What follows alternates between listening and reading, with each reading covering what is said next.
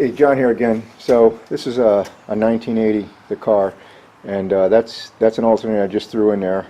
And I'm not going to show how to put an alternator, but I do want to show in case you run into this problem, and you might not know that these inputs here for the electrical inputs and the battery stud, and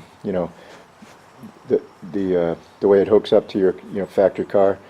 You might get this in the box and think it's a wrong part just because your wire connections might be up here or over there on the other side, or on the bottom. It's the right alternator. You got to get the right amperage for your car. But they made these I don't know, in the 70s and 80s. They're kind of universal in a way that no matter what your setup, even if that alternator was on a different car on the other side of the engine. They make it so you can what they call clock it to whatever position you need, as far as 12 o'clock, 3 o'clock, 6 o'clock, 9 o'clock, that sort of thing. And I don't know if it's common knowledge, and I don't know if Chevy just did this or Ford or Dodge got into that, but I just know on these Chevys, GM, that these alternators, even though it's the right part number, everything matches up. When you get it home, you take it out of the box and everything's ass backwards. So that's all I want to point out. There's a way to rotate this. There's an easy way, and then there's an easier way. Let's put it that way. The first way is, well, actually I've got the core. Let me take that apart and I'll show you how to do it the easy way and the easier way. Because you can do it two ways. All right, let me get this booger back out of here. This is the core I'm going to take back, but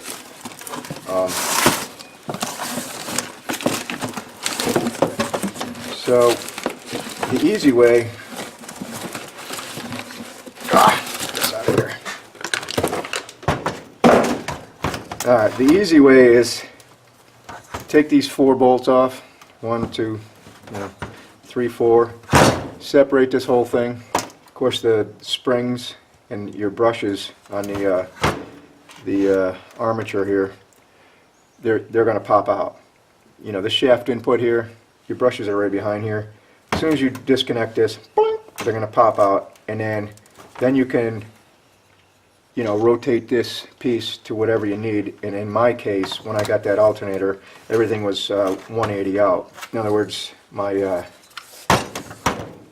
input here on the car, the new alternator came like this.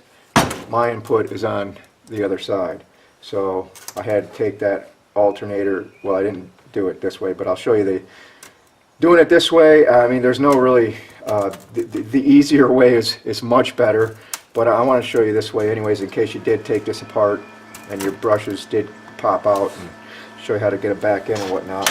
And the only advantage to doing it this way, if any, there's not really any advantage. On your alternator, you could actually see your bearing cup there, see if there's any grease in it, or see if one of those Mexicans or Chinamen forgot to grease your shaft.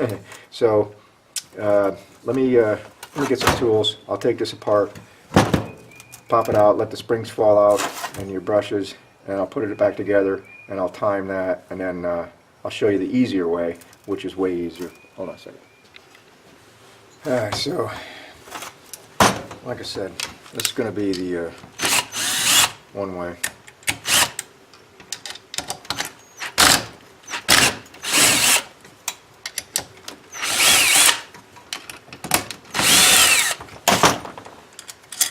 So take these 4 bolts out and just separate it. Let the springs fall out and everything, the clips, the brushes, everything. Oop, don't lose them. That come right out of there. Come on. So like I said, should time this. This should take about 5 minutes. Oh, that spring's caught in there. Great. Just awesome. It's caught on a coil. Seriously? So this is the easy way. I don't know if you can see in there, the brushes, everything just pops out of the cradle there, so putting these springs back in and brushes, you got to do the back one first towards the bearing cup back there.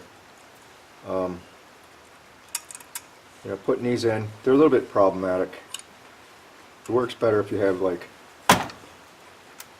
you know, really tiny hands. I gotta get a tool, but let me pause this. Let me get these back in. That's the first order of business. You gotta put that spring in. Where are we at here?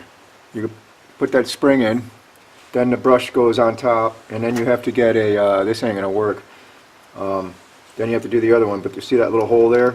You have to get like a little grenade pin, which I do have, and it goes through, keep getting out of focus, it goes through this back side.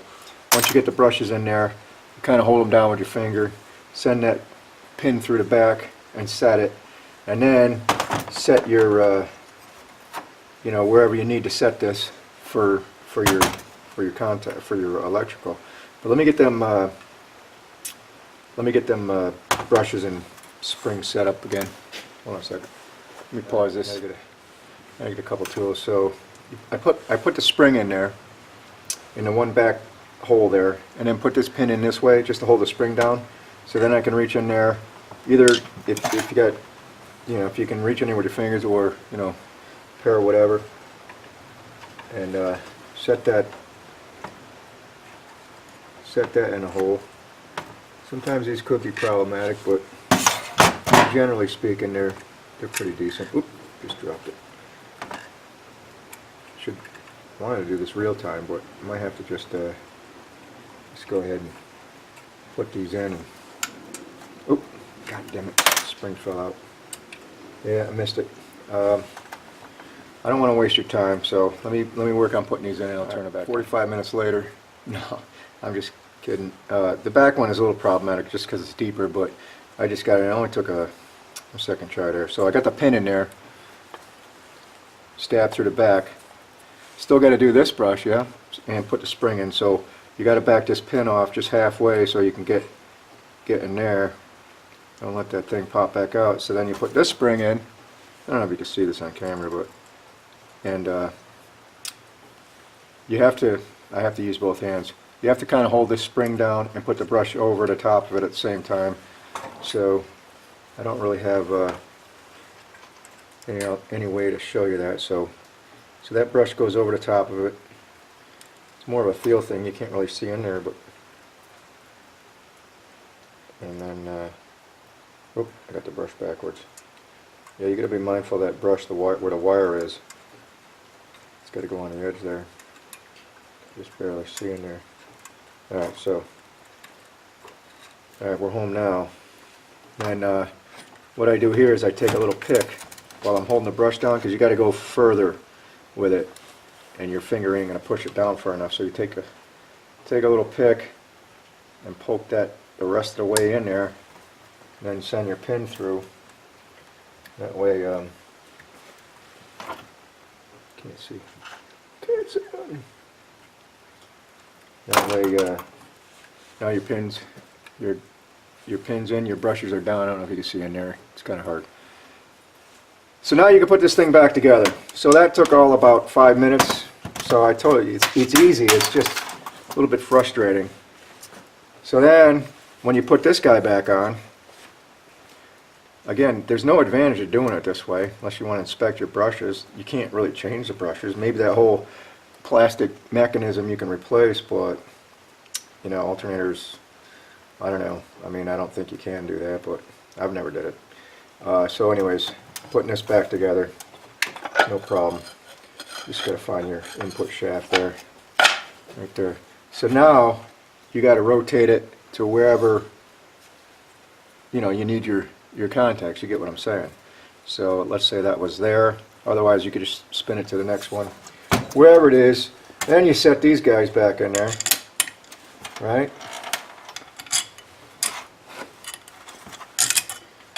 It's been about 6 minutes, 7 minutes.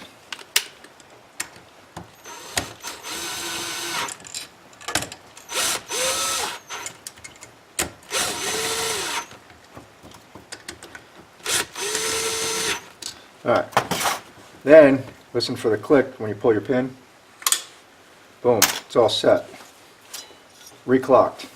That's the easy way, a easy way. A little bit frustrating with the brushes at first, but so let me show you the easier way, and it takes about, I don't know, half that time.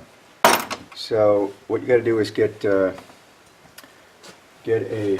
socket or whatever you got, you know, for take this guy off, reverse. Don't lose any parts. It's a washer, a nut, pulley. It's got a keyway. It's a keyway pulley, but there's no keyway on it. It just gets tightened. It's kind of weird to do that. Take this guy off, and if there's any shims. Now, what you could do here is put it in a vise, I guess, or you know, get some way to stand her up. That'll work there. A little wobbly. You could put it in a vise. Might do that. Might put it in a vise. Yeah. I'm not gonna move the camera. Let me just do it here. Now, you take these back off. Right? This way you don't have to worry about the damn brushes going anywhere. Because what's going on here is your input shaft, because it's sitting, you know, it's the input shaft is against your bearing cup here. So the other way, taken apart, it, you know, it comes out of here, and then your brushes go blank. So this way, all you do is push that down. Then you can rotate the, let me get the bolts out, stupid. Thought they would clear, but they don't. Now you can rotate this anywhere you want it, you know, to reclock it. Just, let's say it was here. Now you're, I think that would be 12 o'clock. That would be 3 o'clock. So if you needed it at 12 o'clock, you do it here. Push her back up. Your brushes never fell out, see? So you don't have to worry about them. And we're all into this about, what, a minute? If I had to really go fast and time it, you know? So that's the easiest way, easier way. They're both easy, but like I said, there's no advantage to taking it apart unless you want to just look inside, maybe grease your bearing, but other than that, that's all. That's all there is to it. This is a core, so flip your shit around, put your spacer back on, your fan, your pulley, nut, blah blah blah, and of course torque it to spot. Right? That's all there is to it. I think it's much easier that way. It takes about 2 seconds. Now your clock's, you know, let's say you had a car that it needed to be on the top. Now it's on the top. You can put it in any position, but that's that. That's all I got. I just wanted to show that just in case somebody got their part, you know, in the, pull it out of the box, go and put it in their car, and they're like, wait a minute, somebody gave me the wrong part. God damn it. Back to the parts store. You might get the same thing again. So that's what's going on. It just needs to be, that's not even the right alternator, is it? It's different. Again, I don't know, this alternator is old. They used to do that. They made these for years, this type. I don't know if you could take a new alternator and do that. I have no idea. I just know these older ones you can. Be interesting to know if you can do it with a new alternator, or even other than Chevy. I don't. The only time I've ever done it is with Chevy, and it's the only one I know of. But then again, I do have a Ford, but never have. You know, I just buy an alternator, and it comes. Usually, it comes the way it's supposed to, with, you know, your inputs in the correct spot. But today I got this, and it was in the wrong spot. But I knew you could turn it. So anyways, thanks for watching. That's all I got. Just thought I'd share that in case you didn't know. Later.